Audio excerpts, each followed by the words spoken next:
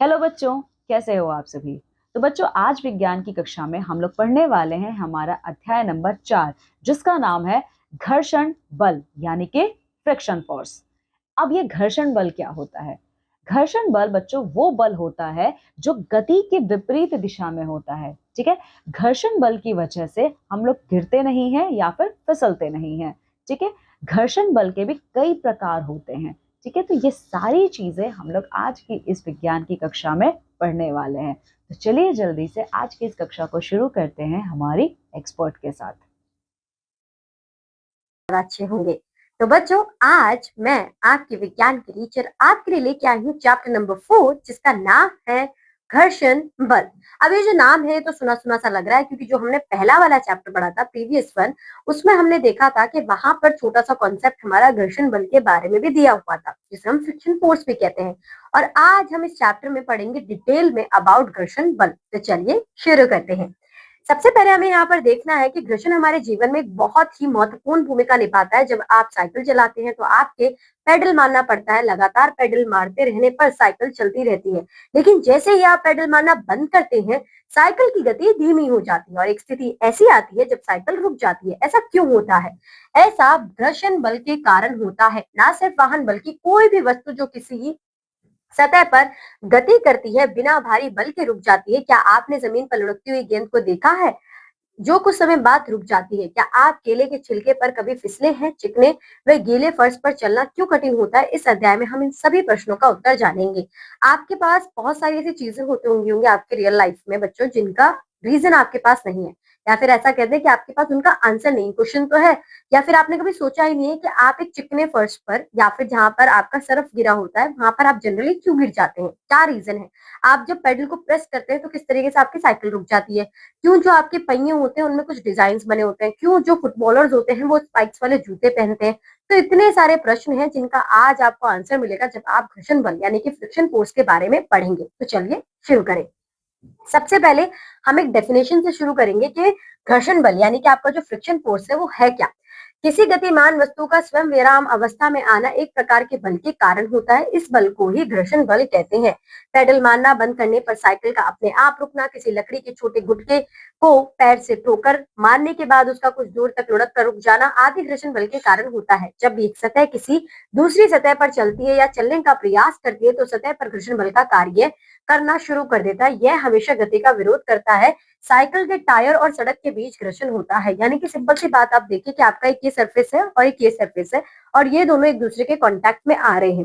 अब जब ये एक दूसरे के कांटेक्ट में आते हैं तो आफ्टर सम टाइम जब वो स्पीड है, जब वो गति है, तो वो धीरे होगी और धीरे धीरे धीरे धीरे करते करते कुछ इस तरीके से रुकेगी। अब आप अपना इमेजिन कीजिए कि आप कार चला रहे हैं और जो कार है जो आपके कांटेक्ट में आ रही है आपकी सड़क की, अगर आपने सड़क देखी है तो आपके घर के फर्श की तरह बिल्कुल स्मूथ नहीं होती, उसके अंदर छोटे छोटे पत्थर होते हैं। क्यों होता है वो? क्यों वो थोड़ी सी दरदरी है? या फिर आपने जो अपने पहिए देखे हैं गाड़ी के, उनमें कुछ डिजाइन यानी कि थोड़ा सा स्पेस होता है। ऐसा क्यों होता है? क्योंकि जब दोनों ही दरदरे सरफेस होंगे तो जब हम उसे रोकना चाह रहे होंगे तो वो कॉन्टैक्ट में आएंगे और एक पर्टिकुलर पॉइंट पे जाके वो रुक जाएंगे।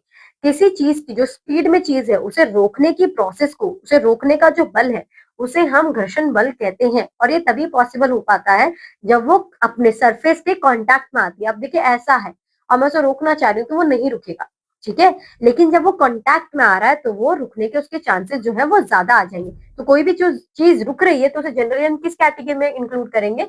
वो होगा आपका घर्षण बल, और उसे इंग्लिश में क्या कह रहे हैं? Friction force. अब आगे चलते हैं और देखते हैं कि हमें क्या समझना है। आपने जाना कि यदि किताब पर बल दाईं ओर से लगाते हैं तो बाईं ओर से उस पर घर्षण बल कार्य करता है, और यदि बाईं ओर से बल लगाते हैं तो घर्षण बल दाईं ओर से कार्य करता है। दोनों ही अवस्थाओं में घर्षण बल किताब की गति का विरोध करता है, यानी कि जिस भी डायरेक्शन में गति हो रही है उसकी अपोजिट डायरेक्शन में ही आप अपने बल को लगाएंगे। क्योंकि बच्चों सोच के देखिए कि अगर कोई चीज ऐसे जा रही है तो अगर मैं उसके पीछे उसी डायरेक्शन में फोर्स लगा देती हूँ, बल लगा देती हूँ, तो वो तो और आगे ऐसे खिंच जाएगी। लेकिन कोई चीज ऐसे जा रही है और मैंने अपनी फोर्स लगाई उसके अपोजिट डायरेक्शन में इस तरीके से, तो मैंने वो उसे यहाँ पे क्या करा? मैंने उसे यहाँ पर रोक लिया। तो हमेशा जो भी आपका घर्षण बल लगेगा वो कहाँ लगेगा? अपोजिट डायरेक्शन में। किसके अपोजिट डायरेक्शन में? गति के अपोजिट डायरेक्शन में। हम पेन पकड़ने पर, बोर्ड पे लिखने में, चलने में, चलते वाहन पर ब्रेक लगाने में, टाई बांधने में, पेंचकस से पेंच कसने में, कपड़ा बुनने में घर्षण के कारण ही सक्षम हो पाते हैं। आप सोच के देखिए दुनिया में जितने सारे काम हैं जो कि आपके सिर्फ घर्षण से ही हो रहे हैं, अगर वो होंगे नहीं तो मतलब अगर घर्षण नहीं हुआ तो वो कार्य होंगे ही नहीं आपके। अब आता है सर्पी घर्षण यानी कि स्लाइडिंग फ्रिक्शन। स्लाइडिंग घर्षण फ्रिक्शन का मतलब क्या है, ये देखिए इस तरीके से आपका कुछ स्लाइड करेगा वो। अभी तो यहाँ पे नहीं दिख रहा है, यहाँ पे इस तरीके से रोल करते करते क्या हो रहा है, स्लाइड कर रहा है। या आपने स्लाइडर देखे भी होंगे ना, आपने वो झूला झूली होंगी बचपन में, तो वही आपका क्या है, वो आपकी स्लाइडिंग है। जब ठोस वस्तुएं एक दूसरे के ऊपर फिसलती हैं तो उनके तलों के बीच एक बल कार्य करता है जिसे सर्पी घर्षण कहते हैं। मेज पर पुस्तक का फिसलना सर्पी घर्षण का उदाहरण है। जब एक गति प्रारंभ हो जाती है तो घर्षण बल कम हो जाता है। सर्पी घर्षण दो कारकों पर निर्भर करता है, गतिशील वस्तु के भार पर तथा संपर्क तलों के प्रकार पर। यानी कि जो आपका संपर्क तल है वो स्मूथ है तो घर्षण क्या होगा, वो और भी ज्यादा होगा, ठीक है। और आपकी जो वस्तु की स्पीड है, अगर वो स्पीड ज्यादा है तो वो और भी ज्यादा होगा, लेकिन अगर स्पीड कम है या फिर जो आपका सरफेस है वो खुरदुरा है, वो स्मूथ नहीं है, तो वो अमाउंट जो होगा वो कम हो जाएगा। सर्पी घर्षण का मान हमेशा स्थैतिक घर्षण से कम होता है। अब ये स्थैतिक घर्षण क्या है, अब इसे देखते हैं। अब हमें यहाँ पे क्या देखना है कि फ्रिक्शन के लाभ यानी कि एडवांटेज ऑफ फ्रिक्शन। जैसा कि हम देख रहे हैं कि हमारे पास बहुत सारे काम है, इवन मैंने पेन भी पकड़ा हुआ है ना, तो ये मैंने फ्रिक्शन की वजह से पकड़ा हुआ है। मैं यहाँ जाके रुक जाती हूँ तो ये क्यों रुक पा रही हूँ, क्योंकि यहाँ पर घर्षण अप्लाई हो रहा है। तो हम ये देखने को आए कि घर्षण के हमारे पास बल यानी कि एडवांटेजेस क्या क्या है, तो वो तो बहुत सारे होंगे। चलिए उन्हें डिस्कस करते हैं। घर्षण के बिना हमारा चलना भी असंभव है। ऐसा इसलिए होता है क्योंकि हमारे पैरों और भूमि के बीच घर्षण बल का कार्य करता है, जिसके द्वारा हम भूमि को पीछे की ओर धकेलते हैं। बिना घर्षण के हम चल भी नहीं सकते। आप सोच के देखिए कि जब आप छोटे होते हैं तब आप क्यों नहीं चल पा रहे हैं। पहली बात, आपने प्रैक्टिस नहीं करी है। और दूसरी बात, अगर आप छोटे बच्चों के पैर देखेंगे तो वो फ्लैट होते हैं, लेकिन जब आप बड़े होते हैं तो कुछ इस तरीके का थोड़ा सा पोर्शन आपका जो पैर का है वो थोड़ा सा ऐसे हो जाता है, तो जिसकी वजह से आपका जो कांटेक्ट है आपकी सड़क के साथ, आपके फर्श के साथ, वो बन पाता है। और जो आपके फिसलने वाले या बहुत ज्यादा स्मूथ वो सरफेस होते हैं या फिर आपके जूते घिस जाते हैं, तो वो कांटेक्ट आप बना नहीं पाते, जिसकी वजह से आप रुक नहीं पाते और गिर जाते हैं। एक चिकने या गीले फर्श फ्लोर पर घर्षण बहुत कम होता है, इसलिए चिकने या गीले फर्श पर फिसलने का खतरा अधिक होता है, ठीक है। कागज तथा पेन या पेंसिल के बीच उपस्थित घर्षण बल के कारण ही कागज पर लिखना संभव होता है। दिया सलाई तथा माचिस की, आप माचिस को ही देख लीजिए, जो उसका सरफेस देखेंगे वो खुरदुरा है, तो जब आप माचिस को उसके कांटेक्ट में लेके आ रहे हैं तो क्या हो रहा है कि वो खुरदरेपन से वो एक बल का उत्पन्न कर रहे हैं, घर्षण का उत्पन्न कर रहे हैं, और आप आराम से आग जो आपकी वो माचिस है वो आग पकड़ रही है। टायर व सड़क के बीच घर्षण बल होने के कारण कार व बस, यानी कि सोच के देखिए कि जो भी चीज अगर कार हमने चलाई वो रुकी ही नहीं, या तो जो जितने लोग रास्ते में आएंगे उनका कितनों का एक्सीडेंट होगा, आप खुद भी मर जाएंगे। तो फ्रिक्शन आपके लिए कितना ज्यादा इंपॉर्टेंट है, आप इन सारे एग्जाम्पल से चीजें समझ रहे होंगे। आगे चलते हैं। ये तो हमने बात करी एडवांटेजेस की, अब ये देख लेते हैं कि हमारे पास डिसएडवांटेजेस ऑफ फ्रिक्शन क्या क्या है। मशीन के रगड़ खाने वाले पुर्जों में उष्मा पैदा करने होने के कारण पुर्जों में टूट फूट हो जाती है। अब आपको ये तो पता है कि जो आपके जो घर्षण है वहां पे क्या हो रहा है, इस तरीके का कॉन्टैक्ट हो रहा है, तो जब कांटेक्ट होता है तो ये वाला सरफेस और ये वाला सरफेस दोनों में कुछ ना कुछ खराबी आएगी आएगी। कहते हैं ना कि इंजन आवाज कर रहा है चलते चलते, क्योंकि इंजन एक दूसरे के जो उसके औजार है वो एक दूसरे से कांटेक्ट करते हैं, जिसकी वजह से रस्टिंग हो जाती है, कुछ टूट फूट हो जाती है, ऐसी चीजें हो जाती है। घर्षण होने से ऊर्जा की हानि होती है, क्योंकि वस्तु घर्षण के कारण चलती है। यह ऊर्जा ऊष्मा में बदलकर ताप को बढ़ाती है तथा वाहनों को चाल धीमी हो जाती है। यानी कि जो आपका घर्षण है इसी की वजह से क्या हो रहा है कि वो ताप को बढ़ा रही है, ताप बढ़ा रही है तो एनर्जी ज्यादा लग रही है और जो स्पीड है वो कम हो जा रही है। घर्षण के कारण ही वाहनों की चाल धीमी हो जाती है। वाहनों के टायरों तथा सड़क के मध्य उपस्थित घर्षण बल के कारण ही वाहनों के टायर घिसते हैं। आपके टायर घिस रहे हैं, आपके जूते का नीचे वाला सरफेस घिस रहा है, ये सब कुछ क्यों हो रहा है, ये घर्षण के कारण हो रहा है। आगे चलते हैं। घर्षण बल को प्रभावित करने वाले घटक। अब घर्षण को कौन कौन सी चीजें इफेक्ट करती हैं, बढ़ाती हैं, घटाती हैं, ये सब कुछ हम पढ़ेंगे। तो यहाँ पर देखते हैं, सबसे पहले घर्षण बल दो घटकों पर निर्भर करता है। एक तो वस्तु के द्रव्यमान पर और सतह की प्रकृति पर। द्रव्यमान यानी कि उसका वेट कितना है, वो कितनी भारी है। सतह मीन्स कि जिस सरफेस पे हम चल रहे हैं या जिस सरफेस की वो कांटेक्ट में आ रही है वो सरफेस है कैसा, खुरदुरा है, प्लेन है, फिसलने वाला है, कैसा है। चलिए, वस्तु का द्रव्यमान, मास ऑफ ऑब्जेक्ट्स। एक ईंट को रस्सी से बांधकर उसे एक स्प्रिंग तुला यानी कि स्प्रिंग बैलेंस द्वारा खींचिए। खींचने में आपको कुछ बल लगाना पड़ता है, जैसे ही ईंट थोड़ी सी हल्की होती है, स्प्रिंग तुला के पाठ्यांक को नोट कर लीजिए। इस पाठ्यांक से हम ईंट की सतह और फर्श के बीच घर्षण का बल माप का पता चलता है। स्प्रिंग तुला क्या है, तो स्प्रिंग तुला आपका इस तरीके से है। यहाँ पर आप अपनी चीजों को टांगते हैं और जितना भी उसका वेट होगा इस मीटर से आपको वो पता चल जाएगा। इसे हम स्प्रिंग बैलेंस कहते हैं। स्प्रिंग तुला एक ऐसा उपकरण डिवाइस है जिसके माध्यम से किसी वस्तु पर लगने वाले बल को मापा जाता है। इसमें एक कठोर स्प्रिंग लगी होती है जो बल के मापने की अवस्था में खींचती है। तो यहाँ पर देखिए कि यहाँ पर आप कोई भी चीज लगाएंगे तो उसके बाद हमें इसकी हेल्प से पता चल जाएगा कि यहाँ पर हमने कितना बल, कितना फोर्स लगाया हुआ है। उसके बाद जब स्प्रिंग तुला में लगे हुक से किसी वस्तु को लटकाया जाता है तो स्प्रिंग के साथ लगा एक सूचक पॉइंटर उसमें लगे मापक चिन्हों पर खींच कर रुक जाता है और हमें पाठ्यांक को नोट कर लेते हैं। अब ईंट पर पॉलिथीन को लपेट कर इस क्रियाकलाप को पुनः कीजिए। क्या आप दोनों क्रियाकलापों के पाठ्यांकों में अंतर देखते हैं? इस अंतर का कारण क्या है? ईंट को जूट के थैले से लपेट कर क्रियाकलाप को दोहराइए। आप क्या देखते हैं? यानी कि सिंपल सी मतलब हम ये समझ सकते हैं कि हर एक चीज का अपना कुछ ना कुछ, तो जब हम उसे लगाएंगे तो उसका कुछ, उसके ऊपर फिर हमें कुछ ना कुछ फोर्स तो लगानी पड़ेगी, उसका चेंज होगा। जब हम पॉलिथीन को लपेटते हैं तो ईंट का द्रव्यमान बढ़ जाता है और स्प्रिंग तुला का पाठ्यांक बढ़ता है। जूट के थैले को ईंट पर लपेटने से थैले का भार ईंट में जुड़ जाता है। अब हम देखते हैं कि स्प्रिंग तुला का पाठ्यांक और बढ़ जाता है, तो हम कह सकते हैं कि द्रव्यमान घर्षण पर प्रभाव डालता है कि जैसे जैसे जो हमारा भार है वो बढ़ेगा तो वो क्या होगा, वो अपने घर्षण पर इम्पैक्ट करेगा। सतह की प्रकृति, नेचर ऑफ सरफेस। एक चिकनी समतल मेज के किनारे पर ईंट रखकर या लकड़ी के गुटके की सहायता से लकड़ी का बोर्ड तिरछा कर अर्थात झुका कर रखिए। अब लकड़ी के बोर्ड पर पेन से बिंदु बनाइए। जब अब इस बिंदु से एक पेंसिल लेकर उसे लुढ़कने के लिए छोड़ दीजिए। तो आप सिंपल सी बात है, अगर आपने कोई स्लांट किया हुआ ऐसे तो ये पेन गिर जाएगा ना नीचे। क्यों? क्योंकि जो है इसका डायरेक्शन जो नीचे की है, या फिर ये बहुत ज्यादा जो इसका सरफेस है वो बहुत ज्यादा क्या है, फिसलने वाला है। तो जब हम इसे ऐसे लेके जाएंगे तो ये आगे फिसल के चला जाएगा। ठीक है। अब कपड़े को हटाकर मेज पर रेत फैला दीजिए। पुनः क्रिया को दोहराने पर आप देखेंगे कि पेंसिल पहले के दिए किए गए दोनों प्रयोगों की तुलना में बहुत ही कम दूरी तक चल पाती है। आपने चीज नोटिस करी होगी, जब आप कैरम बोर्ड खेलते हैं तो आप क्या करते हैं कि उसके ऊपर पाउडर फैला देते हैं। क्यों करते हैं आप ऐसा? आप घर्षण को कम करते हैं, क्योंकि जो मतलब जो सरफेस है, आप घर्षण को बढ़ाने का काम कर रहे हैं, क्योंकि जो सरफेस है वो इतना ज्यादा स्मूथ है कि आपका जो आप करना चाहते हैं वो इस तरीके से जा नहीं पा रही आपकी गोटी, तो आप क्या करेंगे, घर्षण को बढ़ा देंगे, तो जो उसकी मूवमेंट होगी वो थोड़ी सी आपके अकॉर्डिंग हो जाती है। इसका कारण मेज की सतह है।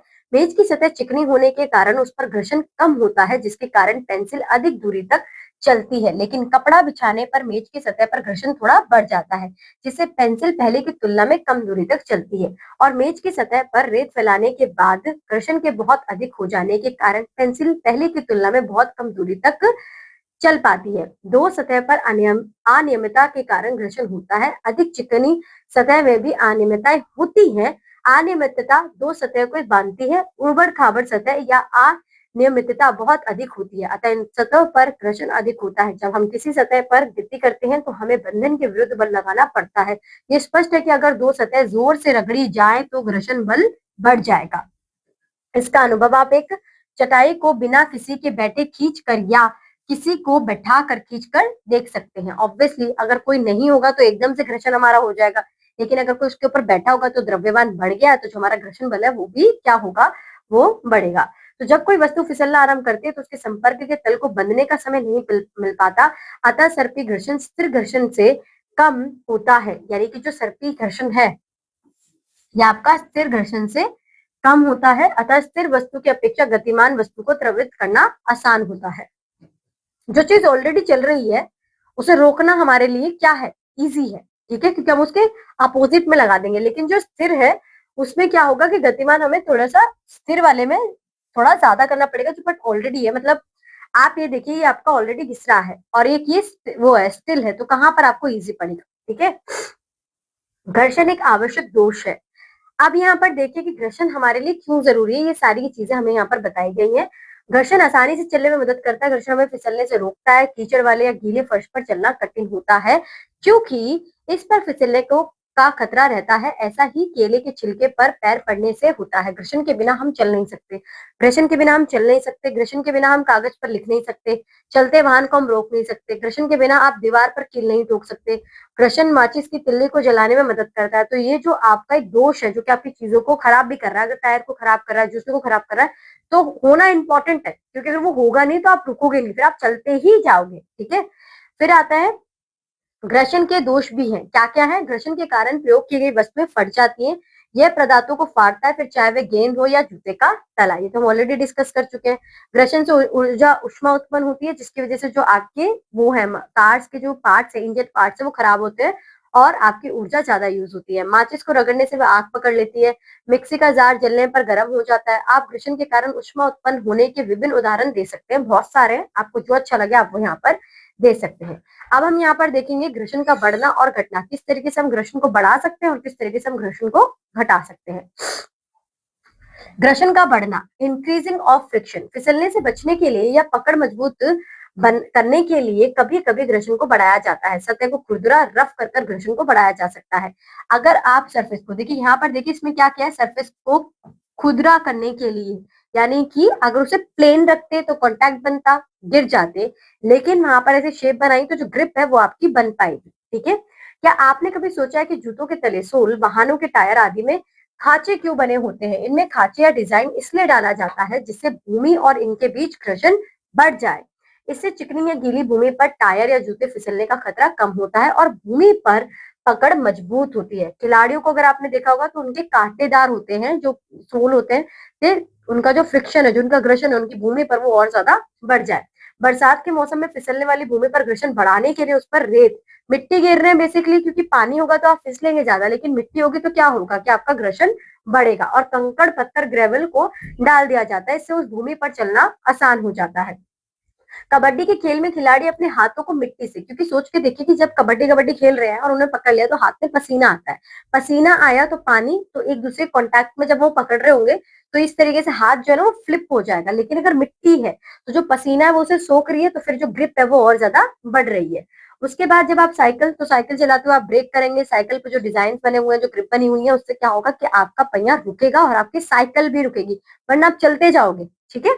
आगे, जिम्नास्टिक करने वाले अपने हाथों में कुछ पदार्थ लगाते हैं जो बेहतर पकड़ के लिए घर्षण बढ़ाता है। ठीक है, क्योंकि उनका तो काम ही रस्सी को पकड़ना। अगर सोच के देखिए रस्सी से ग्रिप नहीं बन पाई, फिसल गए हाथ से, तो क्या होगा, फिर उनको चोट लग जाएगी। अब हम देखते हैं कि घर्षण का घटाना हम कैसे कर सकते हैं। रिड्यूसिंग ऑफ फ्रिक्शन, जो प्रक्रिया सतह चिकनी करेगी वह घर्षण कम कर देगी। तो पाउडर, जो मैंने आपको कैरम बोर्ड का एग्जांपल दिया था, ये पाउडर हम क्यों लगाते हैं, ताकि जो हमारा घर्षण है वो कम हो सके। ठीक है।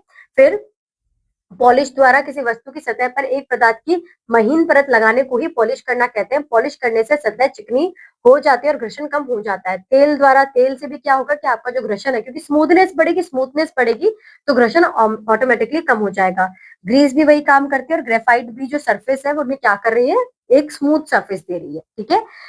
जहां गतिमान पुर्जे उच्च ताप तक पहुंच जाते हैं, वहां ग्रेफाइट लुब्रिकेंट की तरह कार्य में प्रयोग होता है। जब तेल, ग्रीस या ग्रेफाइट मशीन के पुर्जों के बीच में डाल दिया जाता है तो उनका जो है मूवमेंट जो है वो स्मूथ हो जाता है, तो इसे हम क्या कहते हैं, लुब्रिकेंट कहते हैं। पहिए घर्षण कम करते हैं। अब हम ये कैसे देखेंगे कि पहिए घर्षण कम करते हैं। आपने अटैची या बैगों में पहिए लगे देखे होंगे, बच्चे भी ऐसे अटैची को खींच सकते हैं। ऐसा क्यों? क्योंकि इनका जो सरफेस है वो क्या है, स्मूथ है। जब एक वस्तु दूसरी वस्तु पर घूमती है तो घूर्णन घर्षण कहते हैं। घूमना घर्षण को कम करता है। एक वस्तु को घूमना फिसलने से अधिक आसान होता है।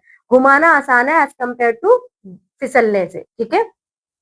के समान खींचना आसान हो जाता है, इसलिए पहिए के आविष्कार को मनुष्य के लिए एक बड़ा आविष्कार कहा गया है, क्योंकि इससे चीजों को खींचना, बड़ी बड़ी चीजों को आगे तक पहुंचाना हमारे लिए बहुत ज्यादा इजी हो गया है। अगर एक गोलाकार या बेलनाकार वस्तु को सतह पर लुढ़काया जाए तो घर्षण फिसलने वाली वस्तु की अपेक्षा कम लगेगा, इसलिए वाहनों में पहिए लगाए जाते हैं। इस सिद्धांत के आधार पर बॉल बेयरिंग को बनाया जाता है, जिसमें स्टील की बॉल होती है। कार को एक्सिल व पहियों के बीच बॉल बेरिंग घर्षण कम करते हैं, इसलिए अधिकांश मशीनों में बॉल बेयरिंग का प्रयोग होता है।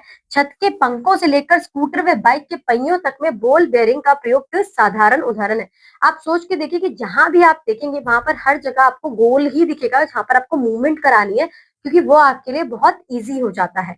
अब आपके पास आता है आपका तरल घर्षण। तरल घर्षण का मतलब क्या होता है, फ्लूइड फ्रिक्शन। हम जानते हैं कि वायु बहुत ही हल्की होती है, हल्की होने के बावजूद भी यह वायु से गुजरने वाली वस्तुओं पर घर्षण बल लगाती है। इसी प्रकार जब जल और अन्य तरल में कोई वस्तु गति करती है तो तरल उस पर एक बल लगाता है, जिसे तरल घर्षण कहते हैं। विज्ञान विषय में गैसों और द्रवों को सामान्यतः तरल ही कहा जाता है। यहाँ पर आप सिंपल सी चीज ये देखेंगे, आप पानी के अंदर कभी स्विम करिए आपने, तो वहां पर आप क्या करते हैं कि पानी को आपको अपने हाथों से हटाना पड़ता है, तो वो क्या है, वो घर्षण ही तो है। कोई चीज किसी की मूवमेंट को रोक रही है, वही चीज घर्षण है। तो आपने पानी को तो देख लिया, फिर आप देखिए हवा का। अगर आप कभी तेज आंधी में चले हैं तो जिस भी डायरेक्शन में आंधी आ रही है उस डायरेक्शन में जाने के लिए आपको थोड़ी सी मेहनत लगानी पड़ती है। तो आपने ये चीज देखी होगी, तो वो भी क्या है कि वो घर्षण है। आगे चलते हैं। अतः हम ये कह सकते हैं कि गतिमान वस्तु में तरल घर्षण का बल लगाया जाता है। इस प्रक्रिया में वे ऊर्जा मुक्त करते हैं, इसलिए घर्षण कम करने के लिए प्रयत्न करना पड़ता है। यानी कि जिस डायरेक्शन से हवा आ रही है और आप उसी डायरेक्शन में अपनी फोर्स लगा रहे हो, तो क्या करना पड़ेगा, आपको थोड़ी फोर्स ज्यादा इंप्लाई करनी पड़ेगी। आगे चलते हैं। वैज्ञानिकों को वस्तुओं की खास आकृति का विचार प्रकृति से मिला। आप यहाँ पर देखिए ये क्या है, उड़ता हुआ पक्षी, ठीक है। और जो उड़ता हुआ पक्षी, अगर आप इसकी पूरी शेप वगैरह को देखेंगे और एरोप्लेन की शेप को देखेंगे, तो आप यहाँ पे लिंक कर सकते हैं कि दोनों का इक्वली है। यहाँ से लोगों को ये हिंट मिला कि अगर वो इस तरीके का एरोप्लेन बनाएंगे तो वो हवा को काट सकते हैं, उसकी जो फ्रिक्शन है उसे रोक सकते हैं। क्या आपने तरल में विचरण करने वाले पक्षियों और मछलियों के शरीर को ध्यान से देखा है? उनके शरीर की आकृति इस प्रकार बनी होती है कि वे कम घर्षण द्वारा आसानी से बिना अधिक ऊर्जा खर्च किए उड़ सकते हैं या तैर सकते हैं। इस प्रकार की आकृति को धारा रेखीय आकार, स्ट्रीमलाइन शेप कहते हैं। हवाई जहाज, नाव, पनडुब्बी जहाज जो तरल में तेज चाल से चलते हैं की आकृति ऊर्जा निर्माण करने व खिंचाव कम करने के लिए धारा रेखीय होती है। सभी वाहनों की आकृति ऐसी होती है जो तरल घर्षण कम करती है। यानी कि आपको बेसिकली क्या करना है कि जो आप तरल घर्षण को कम करेंगे तो आपकी मूवमेंट जो है वो इजिली होगी। क्योंकि घर्षण का काम क्या है, आपको रोकना, और आपका काम है उसे कम करना अपनी मूवमेंट के लिए। और इसी के साथ बच्चों आपका ये चैप्टर यहाँ पर खत्म होता है। आई होप सो कि आपको घर्षण के बारे में पढ़कर अच्छा लगा होगा और समझ में आया होगा कि ये हमारी लाइफ में कितना ज्यादा इंपॉर्टेंट है। कैसे मैं यहाँ से चल के यहाँ पे रुक पाई, कैसे मैंने पेन पकड़ा, कैसे मैं कुछ लिख पाई, कैसे आप कुछ लिख पा रहे हो, ये सब कुछ पॉसिबल हो पा रहा है घर्षण बल के ही कारण। So I hope so this chapter is clear to you. Now I'm going to meet you in your next class for the new chapter. Till then, enjoy your day. Bye bye students. तो बच्चों मैं आशा करती हूँ आप लोगों को ये घर्षण बल नामक अध्याय बहुत अच्छे से समझ में आया है। ठीक है, कुछ फॉर्मूलाज भी आप लोगों ने इसमें देखे हैं। ठीक है, घर्षण बल का मतलब क्या होता है ये हमारी एक्सपर्ट ने आपको बहुत अच्छे से समझाया है। ठीक है, तो चलिए बच्चों अब मैं मिलती हूँ आप सभी लोगों से हमारी अगली विज्ञान की कक्षा में एक अन्य अध्याय के साथ।